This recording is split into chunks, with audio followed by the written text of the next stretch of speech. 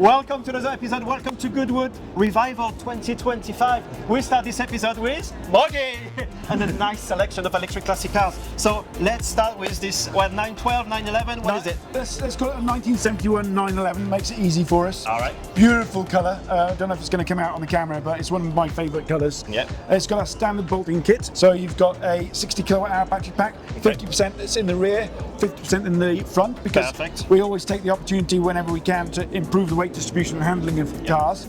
And with the 911, it's renowned for having a little bit too much weight over the rear. Always wants to throw you through a hedge backwards. So it's got a standard bolt-in kit, small Tesla drive unit underneath, usual CCS charging, air conditioning in this one as well. Wow, So lovely little car. Pretty trick interior as well. I really like the custom interior. I'll have a look, come around this way. So you still get about 200 miles range? Yeah, 200 mile range. Wow. You want to have a look in there? So you got contactless charging for the phone. You got your reverse neutral forward buttons there, heated seats as well, and obviously powered steering, and the rest of the gauges are all electric, things like state of charge instead of your petrol tank. But yeah, really nice interior, I do like it. So as far as 911, do you do G-bodies, 964s, 993s? Anything air-cooled is the easiest way to put it. As soon as water-cooled comes, I'm out. You don't want... So it has Too to be modern. air-cooled. Yeah. I mean, this is an early one. This is a pre-impact bumper, so it's a 71. But yeah, beautifully restored and goes like a rocket, and handles now Yeah, as well. all right. We've got to test this sooner rather than later. How do you charge it? So you got charge socket here, CCS charging in there. Nice. Also, you got a limited slip diff in the back as well, which really helps if you are going to start pushing it, because the handling now allows you to push it. Yeah. So yeah. So what's fantastic. the weight compared to original? It's about the same as a G-body. Okay. So it's a little bit heavier on the older ones like this. It's a little bit heavier, about adding around about the weight of a teenage child, let's say. Okay. So not All too much, but it's adding weight in the right place. Okay. So a bit of weight on the front axle is no bad thing on a 911. Do you keep the similar size wheels and tires? Yeah. Yeah. Yeah. Perfect. So Always. you cannot tell outside of the exhaust pipe. You cannot tell it's been No, converted. the only way you can tell this is electric is there'll be no drips of oil underneath the back, and also if you look in the interior, there's no gear shifter, and that's an option we make available to clients. Is do you want to change gear with like a gear shifter still, or do you want buttons? So this client's gone for the buttons. Another thing you can tell it's electric. It works every time you want to use it. Exactly. It's right every time. You want to go out for a spin? Turn it on, off you go. All You're right. not going, oh no, it's not starting. What do we have under the bonnet or the hood? So you got another half of the battery pack in here, which is where the petrol tank and the spare wheel used to go. I still got boot space in there. It's full of all the show stuff in there at the moment. So I won't open it up. Jackets, packed lunches, sandwiches. All right, next one. Next we have Monster.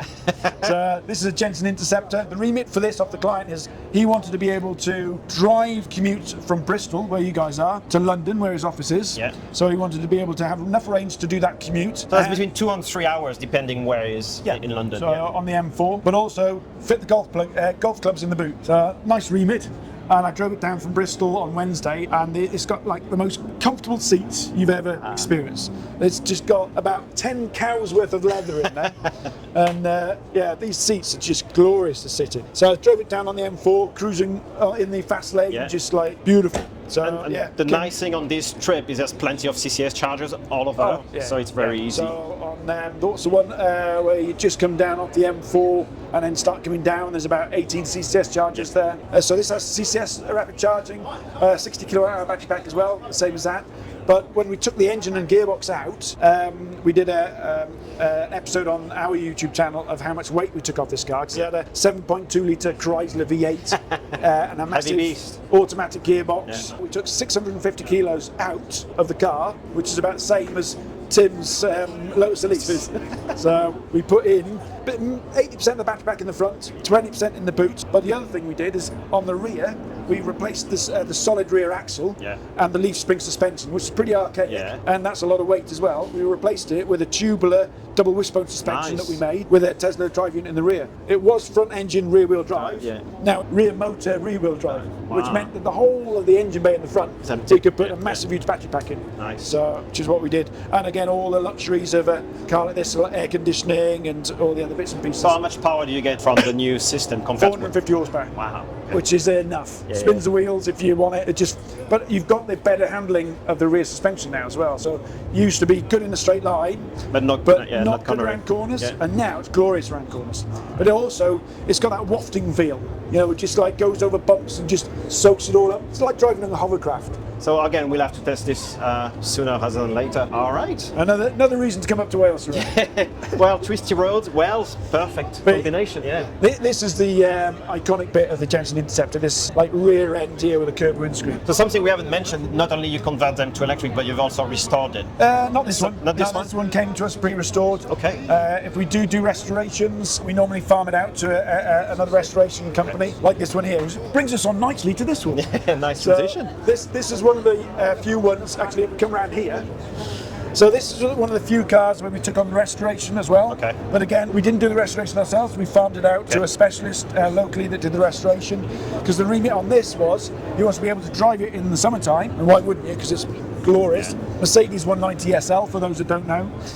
So drive it around like Sophia Loren did back in the 1950s in the summertime. But in the winter, this powers his house. That's crazy. So this has a 55 kilowatt hour battery pack, and it's got a decent sized V2L system, vehicle to load system. It's got some quite trick controlled logic in it, which means that you can charge it up in like cheap nighttime electricity or from solar, and the rest of the time it's that's powering his house.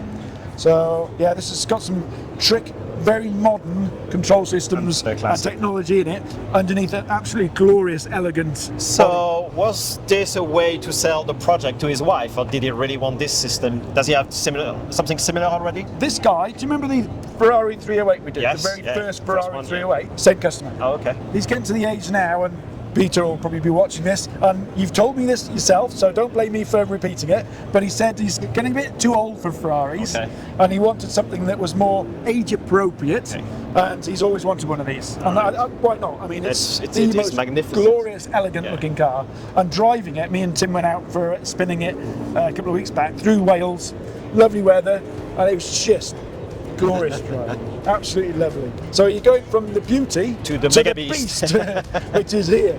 So that's a new project with you and Charlie. It's a twisted Land Rover Defender, but it's not in partnership with Twisted. It's just a customer's brought us two Twisted Land Rovers that used to have LS3 V8s in. The remit on these, I love this remit. Customer wanted the fastest Defender 110s on the planet.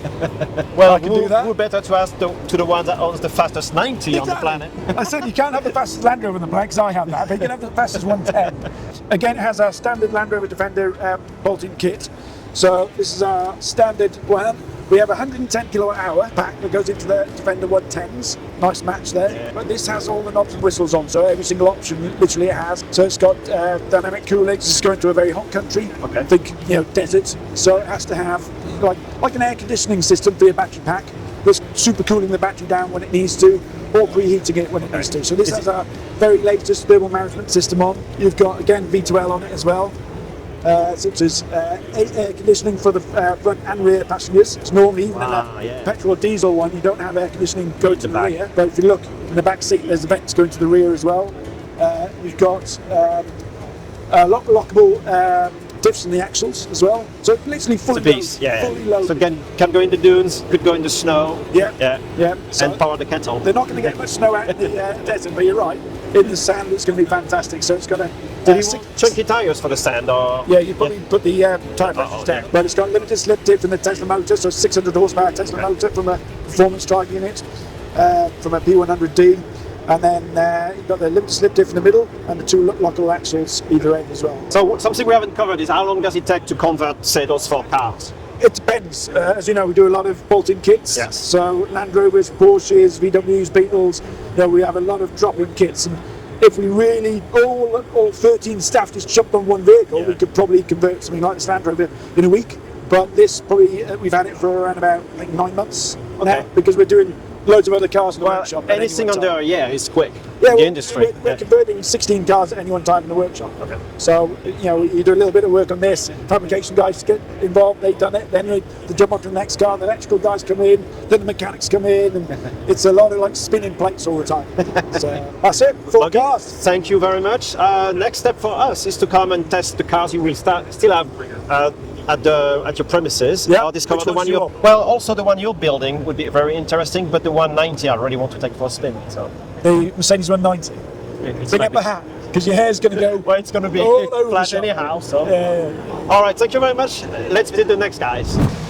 And our next guest is Barnaby at Electric Car Converts. Hi. ECC. Yeah. What is it ECC? DC Converts, who knows?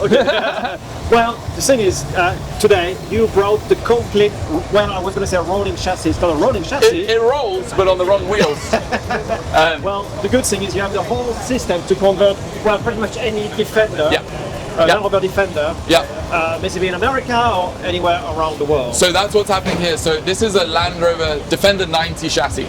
It's one of our test jigs, and it ultimately is so that we can build kits very easily. So our business now is about 50% kits, 50% in-house builds, and those kits can now ship all over the world to America. This one's actually going to Auckland, New Zealand. We've got them in Johannesburg, South Africa, all over the place. And what it basically is this will all work. It's all plugged in, wired, all the mounts are bolted in, etc. And it can all just get unbolted and then just put in a crate and shipped wherever you like. What comes in the kit? Right, everything you can see here. Let's start from the end. So, you obviously got the charge socket. That little plate fits perfectly into where it is on the Defender. Obviously all pre-wired, ready to go. You know, you're not wiring the back of anything like that. Do you recommend anyone be high voltage trained or any mechanic can do it? So, theoretically, we've had people themselves install it. We don't like that, and we're not allowed to do that in America. That was in South Africa, where things are a little bit different. We recommend you are high voltage trained. We recommend it's done by a workshop.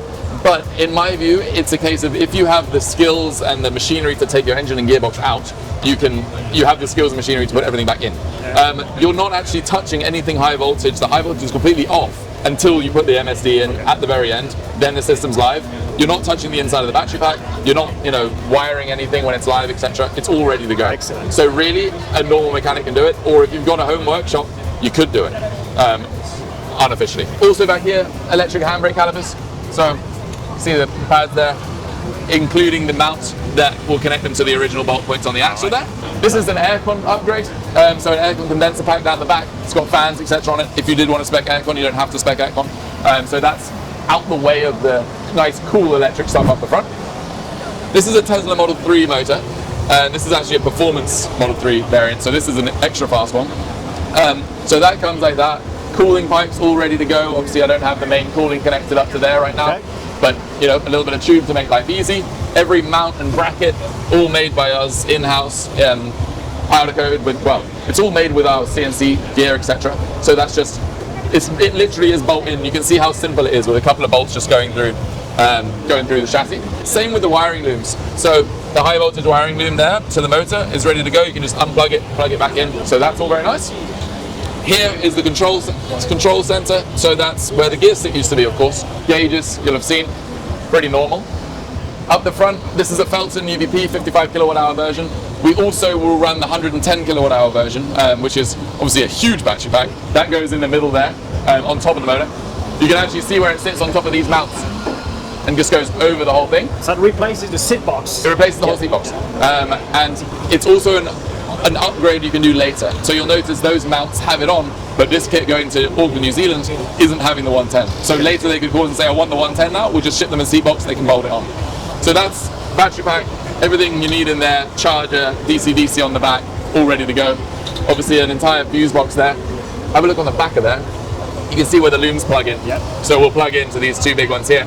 And then you've got control and diagnostics plugs there. So you'll get this big loom and you plug it in there, plug it down the back, plug it into the motor, plug it into power steering, for example, water pumps. You see how all that's already pre-wired and you literally need to plug it in. It's there's a little plug. So, it's all pre-built, ready to go. It's pretty much like a mechanical set. Yeah. And you just take your time. Our engineers can install one in about 2 or 3 days. Yeah. You first time call it a week, call it 10 days. By the time you've done it carefully and take your time with it. And then it ends up looking like this. Exactly. Which is exactly the same kit as you can see there, just in a 110. You can see how it looks exactly the same. You've got power steering in the same place. And this one is just plugged in and actually drives and actually works. But shows you what you end up with after starting with that. Same goes for Range Rover and Series. So do you have them off the shelf, or how long does it need to? They're always order? bespoke built, so you have to make an order with us. We need to know exactly what the car is, because it's slightly different on a, this is a very late 2014 Defender. It'll be slightly different for an older one. And left-hand drive obviously is a big factor that changes a whole load of our mounting systems, etc. So we build them bespoke, but we can build a kit in about 3 or 4 weeks. Okay, perfect. Let's talk money. Yeah. Dineros. Money is my good bit. So we work on scale. So we're making sort of 15 to 20 cars or kits a year. We're trying to push that up even further. But to be able to achieve that, we have to be able to make money, we basically have to sell that many because our numbers are quite lean. So you'll see we're £60,000 plus VAT. That's for the kit, that doesn't include the car. So most of our clients will already own the car, or will go out and buy them a car like this. This car here was £22,000 when I bought it for him. That's the short range option. If you want the long range option, i.e. 110 kilowatt hours, that's £85,000 plus VAT, plus the car. And almost or twice the range. Call it twice the range. And that's a huge pack, bigger than OEMs. Exactly, yes, yeah. It can also V2L. You can see we're running this light out of the socket there. And that comes by default with the kit? Yeah. So that's a big change that we've done recently. Is we used to say it's 50 grand plus options, i.e. plus that, plus whatever it is, LSD, electric handbrake, all options. Now we have no options. It is, you just have it, it's 60 grand. The only option is aircon, because some people don't want it. That can get quite expensive. It's 5-6 grand for aircon. Most Defender drivers just put the windows down like they used to do. They didn't used to have aircon, remember? Oh yes, do you do series then? Yes, here you go. Ah, see, there we go. There is something else. And it is the same thing. So you use the same kit or the same battery pack? The same battery pack, the same motor, but to fit in this smaller space, we've had to move header tanks here, for example. The radiator pack is a little bit different, and some of the mountings underneath are a little bit different too. A cool thing on this one is, have a look in there, and you can actually see the motor. We've opened the access hole for the event. Excellent. So you can see how, the Tesla motor that you've seen there actually just sits under the seats in the tunnel there. Something for our US audience. Obviously you do CCS, but will you offer NACS connectors in the future? Yeah, I don't see why not. Yeah, it's that kind of thing that's spec'd when we build up what we're actually building for you, is making that kind of thing happen, because it really is a worldwide product. And I know you did a hand cover, a classic hand cover. Is it still something you offer? Yeah. We've done 3 or 4 of them now. They're rarer in the UK market. People they come to us with Defenders or series. The Range Rover isn't actually very often they come to us, but we are building one at the minute. To be fair, the Range Rover had the V8, which the series or the Defender almost didn't have. Exactly. So that makes more sense. Exactly. But they come through our doors. It's the same again. Same battery pack, same motor. We can't put the long range pack in there at the moment because it's just not there, and the demand isn't really there for it either. One more thing. Yeah. I know you're working with a very special customer. Oh, we are. Very special series. That's something you can share a little bit of information? So it's it's not officially released yet, but there's a Series 1 Land Rover which is from 1952 or 53, and the client is going to drive it around the world once we've finished converting it. So there's going to be a big TV show about it. There's going to be all kinds of print media, etc. So it's going to be 110 kilowatt hours in a Series 1, which is very hard, but we'll leave that to my engineers. But basically, it's going to be a battery pack like that in the front, and a second one of them here. So you won't actually see it. It will be hidden down there. But it gives it 110 kilowatt hours. The client is convinced that he can get the range to get from charger to charger around the world. But yeah, a big marketing stunt for me and a big adventure for him. All right, Barnaby, thank you very much. Thanks, Jerome. All right. See you soon. Look what I found! Terry from State of Charge and Home of the Range. So welcome to the UK. Welcome to this event. It's the first time you're visiting? It's the first time for me at Goodwood. I've been to the UK before, but this has always been on my bucket list. And I figured I'd only return the favor of having the UK crew come to State of Charge. I figured it's my turn to come out here. Excellent. So what have you seen? You've seen all the ECC cars and the other ECC cars? Yes. Yep. I've seen all the electric conversions here, as well as some of the racing, and it's mind-blowing. What's your feedback seeing the industry in America and seeing the industry in the UK? Well, how do you see them together? I think it's only. I think it's the industry in America is where probably the customer base is, but I feel like the UK has always been the head of the game. Yeah. And clearly the work that's being done here is just top notch. What's your top 3? Oh boy, top 3. Good question. I would probably say number 3 would be the Series 3. Yes, Series 3, Blue Series 3. Yep, the Blue Series 3. Number 2 would probably be this beautiful 110 right here, the Fender 110 and the ECC did. And I would have to say probably my number one would be the Jensen Oh, Interceptor. I see. Yeah, big power. Big, yeah. For me, the top three would be the rolling chassis because you can clearly see every component and how it all works from the battery pack to the radiator. So I really like this. And then the 911/912. But this is my favorite car. That's the top one car from Revival 2025.